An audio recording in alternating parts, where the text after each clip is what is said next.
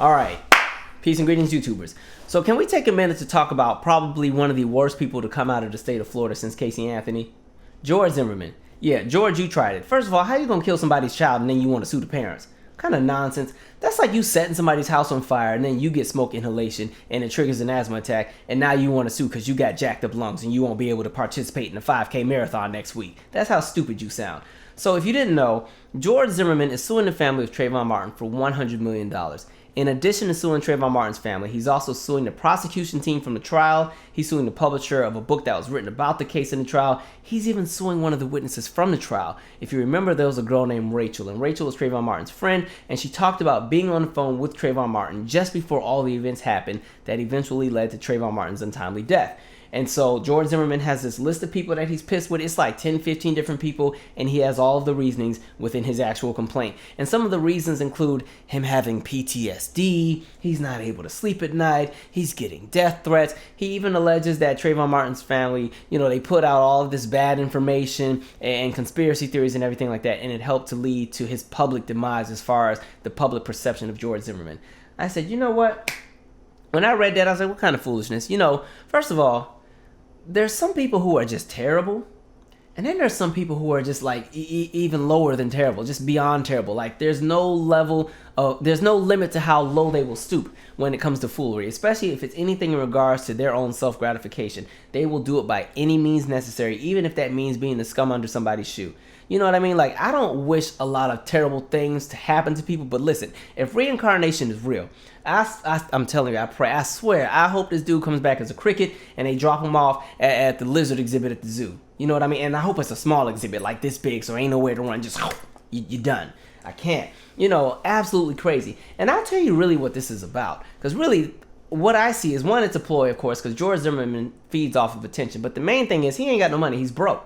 If you remember, right after George Zimmerman was acquitted for the Trayvon Martin case, he got caught up in so many other charges. Like, different things just continued to happen over the span of a few years. Everything from domestic violence charges, stalking charges, road rage incidents. He pulled a gun out on somebody, assault and battery. It was like offense after offense after offense. But I specifically remember in 2017, and I think this was after the road rage incident, he didn't even have enough money for the lawyer. And that's when he revealed, hey, I'm $2.5 million in debt and I don't have a job. And I said, oh, all makes sense now. This would explain the public antics, which we'll get to in a second. And so we fast forward. Even though he got off with Trayvon Martin and that's not on his record, all of these other offenses are on his record. He doesn't have a job because nobody's going to hire him. He can't pass any background checks. And in addition to that, because he's George Zimmerman, no reputable company is going to hire him because they don't want his name on their roster. Why? Because it just doesn't look good to the public. And in this era of cancel culture where people will end you like that if something doesn't add up, the last thing you want to do is be a company that hired George Zimmerman, because you can forget about business. I mean, it depends on what kind of company you want to keep. But literally, that's where George Zimmerman is. So he has no money. So something like this big lawsuit is perfect because it's something that can pretty much put him in a space where he'd never have to work again. And then when you also take into account that George Zimmerman, in my opinion, is somebody who loves attention. This is also a ploy.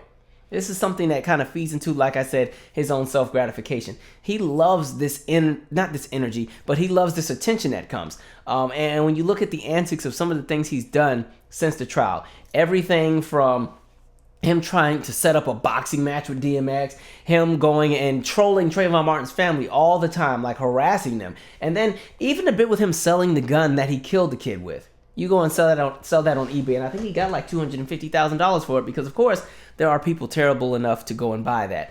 And so he had all these different antics, and as long as he kept the antics up, his name would stay in the media, and as his name stayed in the media and the attention came, he would continue to get money and revenue because people would continue to donate and send him money in support of whatever it was he was doing, because believe it or not, there were a lot of people who really backed him, and we'll get to that in a second. And so like I said, he loved the attention, he loved the antics, and he already seemed to have this obsession with wanting to be seen as a hero, because if you remember, he wanted to be a police officer, didn't quite work. Even with the whole neighborhood patrol, neighborhood watch, he wasn't even an actual neighborhood patrol person for the neighborhood. He was just doing work anyway because he wanted to be involved that much. That would explain the obsessive calls to the police about people in the neighborhood all the time. He was just obsessed with wanting to be seen as a vigilante or be seen as a hero. So clearly as a child, he was probably that kid that would have a heart attack if he couldn't be the line leader in first grade for recess or whatever it is they did in elementary. So he was obsessed with all of that. And so, like I said, during the peak of that trial, because it was on TV every day, because his name was always in the media, money was flowing in. And this was much better than the life that he was living before, because before that, he was selling insurance. So much fun. Very big contrast from being the hero cop that goes and saves the missing child from the mall and does a backflip off the escalator and lands into the pool with all the dimes and the nickels that's going to go to St. Jude's. And then, he gets the key to the city after that. Big contrast, as opposed to sitting at Allstate all day getting cussed out by people who are pissed off because they don't want to give him their money. So for him, he had this obsession with wanting to be seen as a hero. And of course, I'm sure he enjoyed that money. But guess what happens? Time progresses. People move on.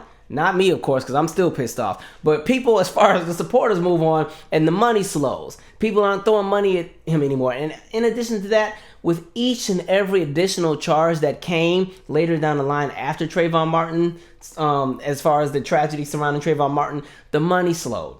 And like I said, nobody was trying to hire this dude because he's crazy and he's loony and he's cuckoo. And on top of that, it just doesn't look good for any company to have him on the roster, depending on what it is that they're trying to do as far as who their buying demographic is. And so now the money has slowed and he's in his space all by himself and he has nothing. Now all of a sudden you want to sue for $100 million. And it's like, no, I don't want to hear anything about you not getting sleep when you were trolling Trayvon Martin's family. I don't want to hear anything about you not getting sleep when you doing all this Confederate flag this, Confederate flag that, and pretty much trolling everybody on Twitter, making jokes about Trayvon Martin being dead. Wasn't it a Halloween, something he did? I don't know if it was a Target thing or something real out of pocket that he should have got punched in the back of the face for. Like all kind of crazy things. So he can say the entire bit about how he's going through all these different things because at the end of the day, this man has showed no remorse for anything. And the fact that you can go and troll the boy's family, like you don't even have any sympathy for their pain, for the fact that they had to watch their child be vilified in the media and by people in the masses, because that's what we need to talk about, race and the imaging. So with this entire situation, you hadn't seen a case that had this caliber of conversation around race since the OJ trial, where everything was extremely divided. With the OJ trial, you saw America really split amongst the race lines as far as how people saw things. You saw it again with this trial, and we really dealt with the idea of imaging. So there were two things that were pushed out. George Zimmerman, who was the actual aggressor who ended up killing the child, ends up being portrayed as this God-fearing man who just wants to protect the neighborhood, and he gives to, I don't know, he gives to the Girl Scouts so they can buy the cookies and go on the field trip to wherever, and he does all these great things, and he was attacked by that kid, Trayvon. He, first of all, just the name alone, Trayvon, that's already aggressive, according to some people. And then, they tried to paint Trayvon Martin out to just be like a character from Menace to Society. Remember when they had the picture of the wrong kid? And there was a kid with the gold fronts. It wasn't even Trayvon, it was just some other kid. They tried to paint that as Trayvon, and he had been suspended from school for this, and his parents aren't even married. He comes from a broken home, so he's already prone to violence. They putting out all kind of crazy talking points that don't add up to anything. And so you saw the imaging of Trayvon literally just be stripped down to this very generic, stereotypical, just an image that just anything that you could use to try to somehow justify why he deserved to die. That's how foolish that sounded. And so you saw that happen. So think about what that felt like for the parents to see that every day. And like for parents and anybody who had somewhat of a connection to the trial where they really just empathized with the family, people knew. Don't look on any news articles and read the comment section or you're going to get your feelings hurt. Don't watch a YouTube video like this because when you get to the comment section, you're going to get your feelings hurt. Don't even ask certain people their opinions. Don't watch the news if they're having the panel discussion because they're going to have George Taffy on there saying some foolishness. They're going to have some other people trying to justify all of this and try to somehow paint Trayvon Martin out to be this aggressor who goes and beats up this dude who happened to walk up on him, and somehow George Zimmerman feared for his life and his head was banged against the concrete. And even though for me, I'm sorry, those bruises still don't add up. That little tiny slit he had on the back of his head, I was like, y'all tried to milk the hell out of him, 3 drips of blood. And I'm like, listen, he already got thin hair, so everything was going to be amplified anyway. If I had that same slit on the back of my head, you wouldn't see anything. So there's that. But anyway, hot mess. Absolutely hot mess.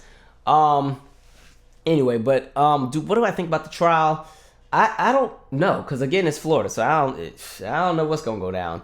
And then again, I don't know who the judge is. I could see this being thrown out, but we'll see. I don't know, but again, just terrible. You know, how terrible do you got to be? You gotta. It's very disturbing. And the crazy part is George Zimmerman is just like one of many people who are just. And society coddles them. Society continues to give them, access to resources and everything else like that, because unfortunately, like I said, like for so many people, George Zimmerman was a hero, which is so crazy because on the other side, it's like, are you out of your mind?